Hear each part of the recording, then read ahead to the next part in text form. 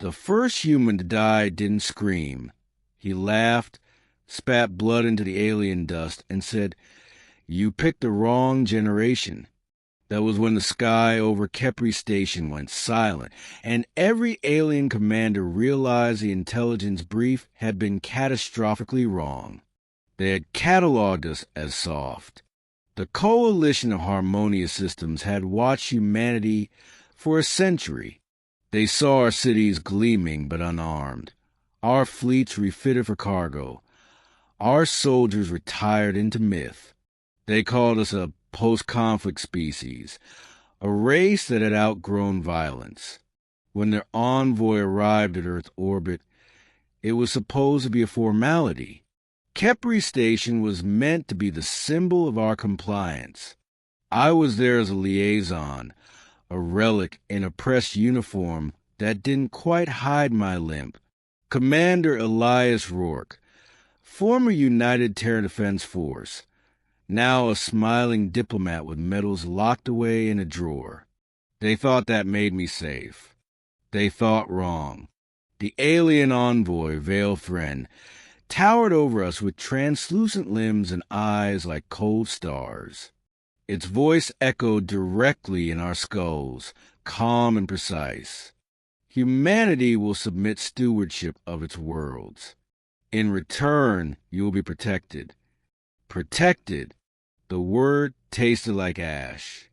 Around me, civilian delegates nodded nervously.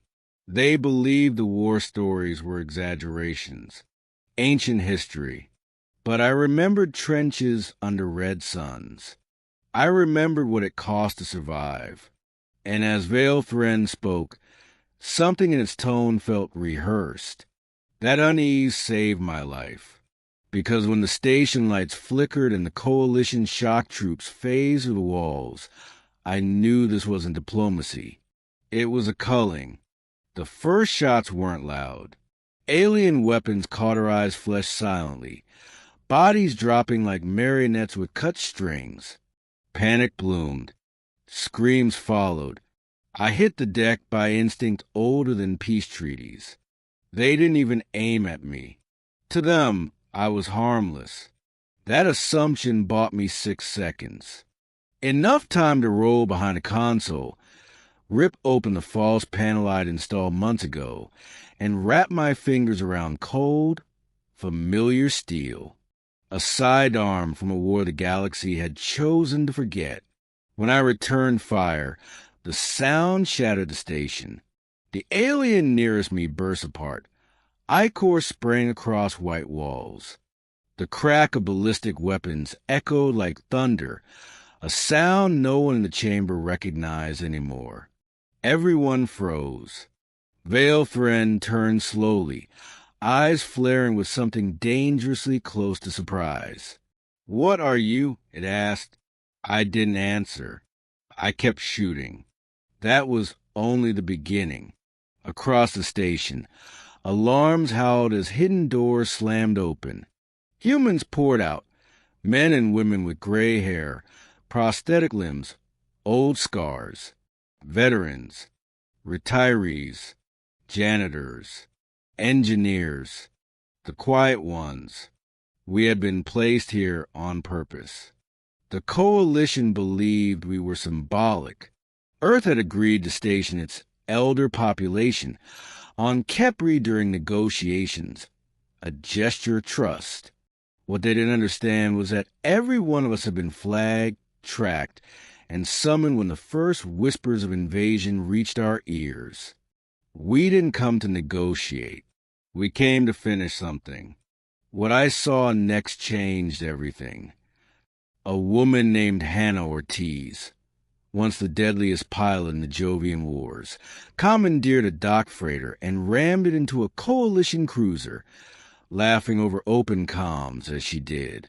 Old Marines formed firing lines with weapons older than the alien civilization. Someone activated an ancient broadcast code. The call went out across human space. Veterans returning to active status. The coalition's mistake wasn't underestimating our technology. It was misunderstanding our restraint. They thought peace meant weakness. They never considered exhaustion, or grief, or the promise we'd made to ourselves to never let it happen again. But the truth was darker still. Halfway through the fighting, as Kepri burned and coalition ships fell from orbit, Vale Thren reached out to me again, its voice trembling now. "You were supposed to forget," it said. "We monitored your culture. You dismantled your fleets. You disarmed." I dragged myself through smoke and bodies, blood soaking my sleeve. "We didn't forget," I said. "We remembered why we stopped." That was the turning point, because Vale Thren told me the truth then. The Coalition didn't conquer violent species. They erased them.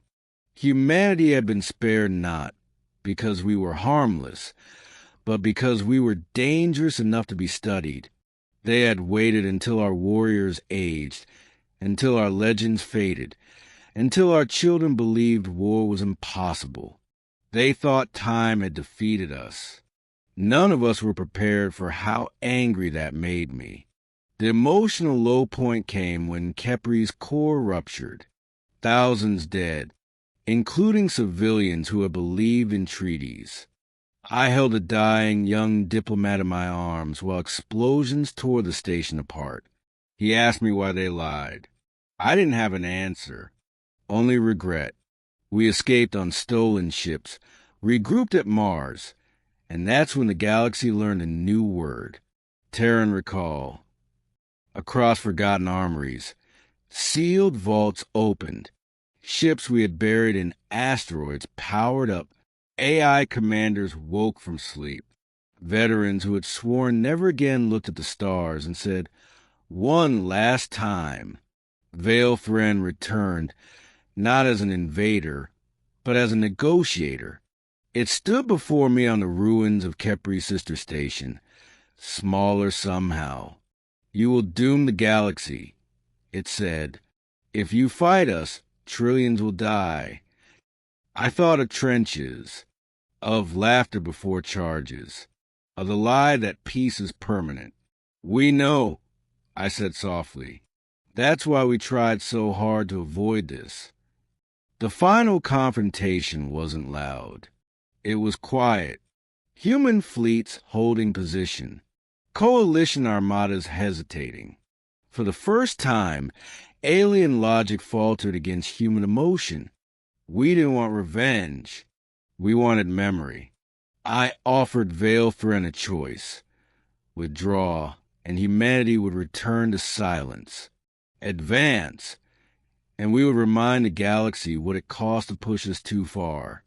The Coalition withdrew, not because we were stronger, but because they finally believed us. Years later, children would ask why the veterans returned, why the old warriors took up arms one final time, and we would tell them the truth. Peace isn't the absence of warriors. It's the choice warriors make every day not to fight. But if the universe ever forgets that lesson again, the veterans are still alive,